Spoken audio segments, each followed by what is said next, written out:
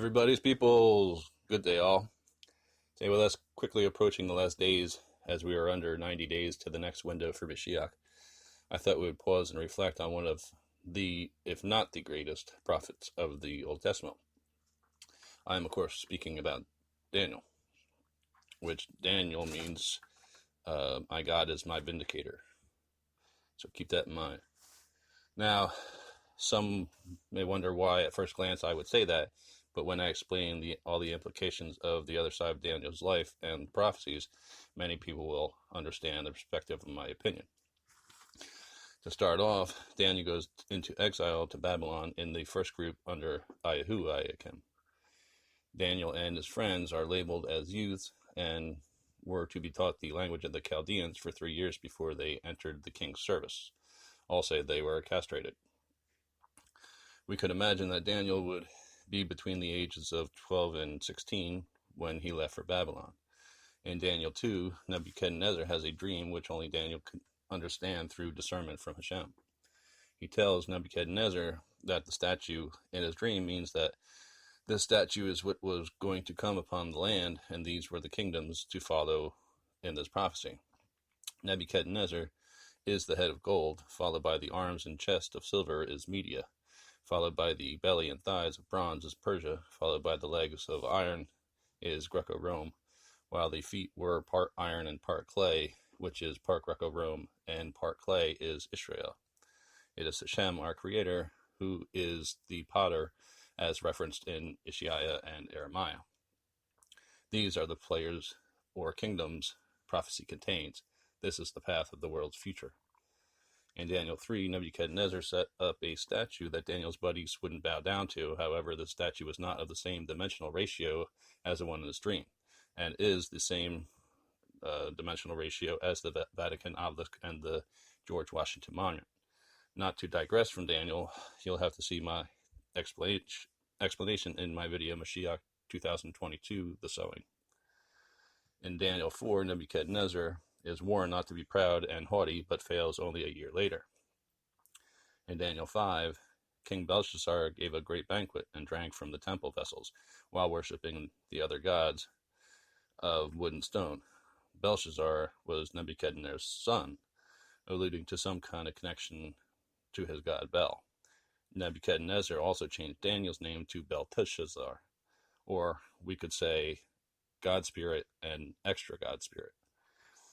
Everything I am detailing is of the utmost importance in understanding prophecy. Before we go on with the chapters in Daniel, we have to ask, why can nobody get 70 years for the 70-year exile? They are sometimes up to 18 years too many. Please let me share a little secret with everybody. Daniel was commanded multiple times to seal up prophecy until the time of the end. So what makes Daniel so great? Well, in Nebuchadnezzar's rule, he was made one of 3 in control of the kingdom. Belshazzar recognized Daniel as hearing how amazing he was. Darius wanted to save him from the lion pit for breaking his own law. Cyrus let his people go. However, this is not the span of the whole 70 years. Was Daniel on hiatus during Artaxerxes? Well, in the first year of Belshazzar, in 2 Kings 25:27, King Evil Merodach set King Jehoiakim free, marking the 37th year of the exile. So Nebuchadnezzar ruled 36 full years. I wondered what the translation of the English for King Evil Merodach was in the Hebrew, and it reads Melech Babel Merodach. So Babel is evil. I found that interesting. The point that is that Daddy's brat Belshazzar, who was so ignorant as to personally use the temple vessels, changed his name. Belshazzar was killed in the 3rd year, which means that he ruled for 2 full years. Okay, here comes the first bomb. In the reign of Artaxerxes, a Persian tongue, and Ahasuerus in the Median tongue, one and the same king, Daniel has his name changed to Mordecai in the book of Esther. Kind of like a new owner changing the names by attaching it to his god. It could have very well been Belshazzar that changed his name prior, but this is how Daniel seals up prophecy. There were 3 returns from Babylon, one with Ezra in the 7th year of Ahasuerus, where they fasted 3 days before leaving. The second was Nehemiah in the 20th year of Ahasuerus, and the third was Zerubbabel in the 1st year of Cyrus, which is Isaiah 52:11 and 53. Daniel 5 and 6 is written out of chronological order, to which is another means of Daniel sealing up prophecy. Daniel 5 is at the end of Belshazzar's rule, and in contrast with Daniel 7 and 8, it has no reference to a date. However, Daniel 8 has it at the 3rd year of Belshazzar, as mentioned prior. In Daniel 7, we have the 4 beasts. The first beast is like a lion with the wings that are torn off. This is Judah, that had heavenly authority that was taken away. The second beast is like a bear with 3 ribs in its mouth. This is Asher, who exiled Aram, Israel, and the Philistines. The third beast is the leopard with 4 heads and 4 wings. This is Babylon, and the heads are Elam, Chaldea, Media, and Persia. The wings is the heavenly authority over Judah. The fourth beast is with teeth of iron, is Greco-Rome, which is controlling head of the 8th-headed 11-horned beast of Revelation. This is the same kingdoms as in Daniel 2, only adding Asher. And what happened to the 4th beast? It was killed and destroyed because it made war on the holy ones and overcame them until the Ancient of Days comes and judges in favor of the holy ones of who? Right, the Most High. In Daniel 8, we see the 2-horned goat, which is Media and Persia, the taller one sprouting up last, meaning Persia was the greater kingdom. Next, we see the goat, who is Greco-Rome, trample the ram. Sounds like Daniel's right on so far.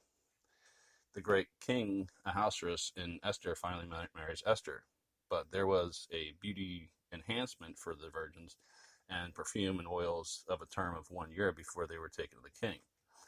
Then there was a second meeting of the virgins in the story of Esther before she is queen. And Ezra 3 coincides with the timing, the 7th year, when Ezra left for Jerusalem, showing the king was kind to the Jews at the time that he married Esther. A few years later, Haman comes into play. Then we go to Nehemiah, and according to Nehemiah, Ahasuerus ruled for 31 years. Although Ahasuerus was of Median descent, he wrote the Vashti Declaration in the unalterable law of Persia and Media, putting Persia in control over Media. When we compare that with Darius of Median descent in Daniel 6, Darius writes the declaration of illegal worship in the unalterable law of Media and Persia, putting the control instead to Media. In Daniel 11, after Cyrus's ruling, Hashem tells Daniel that he made an effort to build up Darius in his first year. When the inquiry was made to Darius about the Cyrus declaration to rebuild the temple in Ezra 6, it was not found in Babylon where Darius was ruling, but Ecbatana in Median province. This means that Cyrus was ruling over Ecbatana, making Darius his vassal.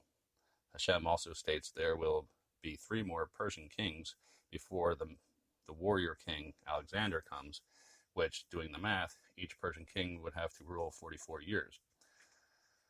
So, as far as the exile, we have Nebuchadnezzar's 36, Belshazzar's 2, Ahasuerus 31, Darius is 1, before Cyrus releases them and makes 70 years. We also see in Ezra 2 some of the people returning to Jerusalem with Zerubbabel and Ahihusha, son of Ahihuzadek. Mordecai and Nehemiah are listed. That would make Mordecai, who is Daniel, 82 to 86 years old. And of course, Nehemiah had to return to Susa at the end of Ahasuerus' rule. So as we see, Daniel had a very crazy life, yet stayed devoted to Hashem regardless. In Daniel 10, Daniel sees Hashem and tells us he's been in mourning for 3 weeks over a vision that he had, but he never details the vision. That bugged me for a while until I asked for understanding. Well, John doesn't qualify to write the book of Revelation, according to Revelation 10:11, as the author is commanded by God that he must prophesy again about nations, languages, and kings, to which Revelation, being John's only alleged prophecy, doesn't qualify for him for authorship. On the other hand, if we read Daniel 10, where he leaves out the prophecy, we can easily see that Daniel does indeed prophesy again about nations, languages, and kings in Daniel 11 and 12. Not only did Daniel write Revelation, but he was one of the two witnesses. The other witness was Haggai. Haggai was one of the eunuchs, the one in charge of the virgin harem before Esther became queen. Daniel and Haggai have been in sackcloth and ashes since Haman made the edict to exterminate the Jews. Daniel 9 says Daniel is fasting in sackcloth and ashes. In Revelation, the two witnesses are killed where their Adonai was killed. In Zechariah 11, Zechariah quits being a leader of the people and admits to losing 3 leaders in 1 month. This was at the end of the 69th week of the 70-week prophecy in Daniel 9. That tells us that Daniel saw his own death and his 2 friends killed, plus the rest of Revelation. You could possibly understand why Daniel would be in mourning for 3 weeks in Daniel 10. And the first time we hear about the archangel Michael is in Daniel 10, 3 weeks after Zerubbabel was killed at the end of the 69th week. The only other mention is in Daniel 12, when Michael, Moshiach, comes in the last days. Even in Revelation, it is the Adonai of the 2 witnesses who was killed first, and then it was the 2 witnesses that were resurrected after 3.5 days. Revelation 11 says the 2 witnesses have power of fire, power not to let it rain, power to turn waters into blood, and can strike the earth with every kind of plague as often as they want. In Revelation 14:14, we see the 4 horsemen, and the 4th angel has power of fire. In Revelation 16:5, we see one of the angels has charge of the waters. This appears to be Daniel and Haggai. Daniel, Neptune, fire. Haggai, Uranus, water.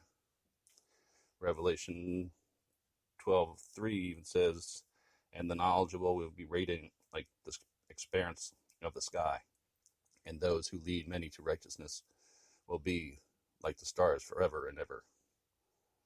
So what are you going to do? Follow Hashem, the ever-living one, or the idol stick who was, now is not, and will come again, whose name equals 666. If you haven't seen them, Moshiach 2022, the reaping, the sowing and the reaping, check that out. It was pretty easy to switch the testimony of Moses to the testimony of Jesus and create your whole new religion there. Well, hope you guys have a great day. Peace. See you. God bless. Alaksa boom.